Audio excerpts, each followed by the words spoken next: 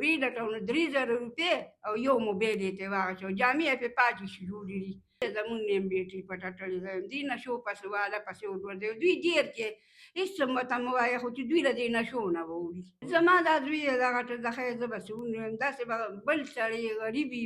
بل وي او هر چا باندې ورملېټ وي نو زما دا مسله ده چې زما دا زوی چې دی نو دې ده چې څو ډاډې ورکړي او یې ډاډې چلی د چا یوه دنده پې پاتې شي چې سال له دې ورشي او یوه دنده ورکړي یوه وینره دوه دي د باندې دوه شوې یوه پسې سود ختلي چې بله دنده چې سبا هغه پاتې شي ما خو دا یوه پیدا کړې ده چې بله وله پیدا چې وي دا خو نه روي په تا څلور دندې دي په دې چې زما په دې زوی باندې د خلکو دونه پیسې راوختې چې 600 روپۍ ورځ یو سړي له سود ورکوي 600 500 بل سړي له سود ورکوي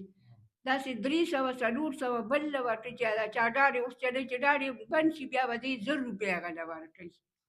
نو بله مې ورته ویل چې را ډاډې پرېږده پرون ما دې ماشومانو له ما له چا سره ډوډۍ راکړه ما دوی له توده کړه نو چې ته ډاډې ټوله ورځ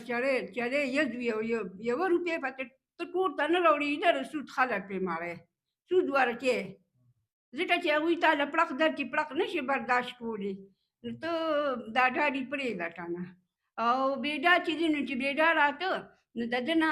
یو میاشت مخکې بیټري چا وویسته ډاډي نه همدقه کسانو ته وویسته چې را چا بېډا جېر کړی نو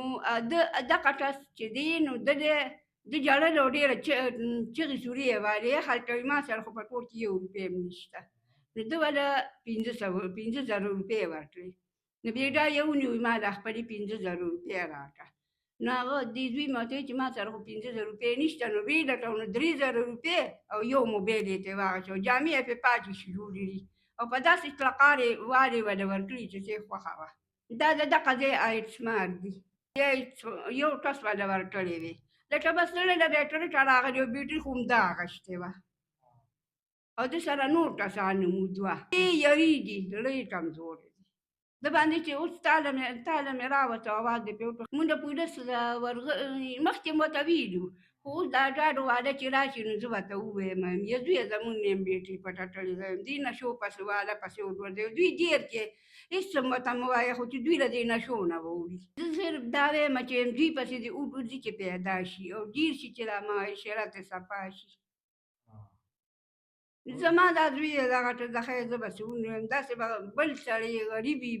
بل وي او هر چا باندې ورملېټ وي نو زوی مې ګاډي چلوي که نه که نن لا نه شي نو 4,000 روپۍ به ورکړي نن به 4,000 ورکوي که نن لا نه سبا به 6,000 ورکوي په 2,000 روپۍ میاشت او چې ماښام هغوی راشي او ور وډبوي نو روزه شابه چې چاته دې پیسې ورنه کړي نو بس ویې درئ ورته وایي شابه راکړه یو زوی مې دی دا بېډا چې واقعه وشوه نو غږ یې راته نه وکړ اوږده ومه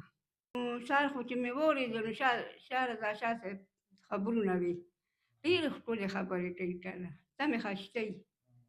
او بل کس هم دی ورسره نو هغه هم داسې پاتې خبرې راوړي وله نو بس هغه مې واورېدم دله خو نن ځم ویم ټېلیفون نمبر او دا سوال به مې کوو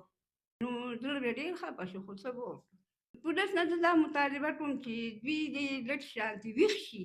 او دا ایثاره د ګوټ په ګوټو لټوي دې کې لکه اوس داسې کار شوی دی چې مهاجر دي پکې نو زمونږ په دوی هم شرط دی راغلي یو کډې کې درې کډې پرتې دي پټې نو د په دوی هم شرط دی چې ایسمار څنګه ډېر شو لکه ایسمار خو 400 خو د 2 روپو هم نه دي زمونږ به ده ووایو چې هغوی خو مزدوري نشي پیدا کولی خو ایسمار خو دا خو ډېره غټه خبره ده خو یا د ډېر وي دا هلکانو ښکلي هلکان یې خراب یې کړل پته نشته خو ډونګو سره وایي مهاجر راځي وایي دغه شاته کورونو کې غیبېږي پټېږي نو زمونږ دا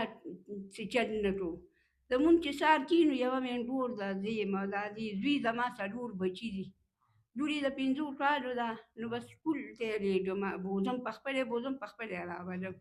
او سرکاري سکول کې مې کېنولې ده او سبق وایي نو هغه مې جوخته ځان سره مالک کې کېنولې مدرسې ته یې نه لېږم زه به پسې تلې راتلې نه شم او دا انډور مې ما سره ناست دی، نو دا ما سره وړې ټپړې ډنډي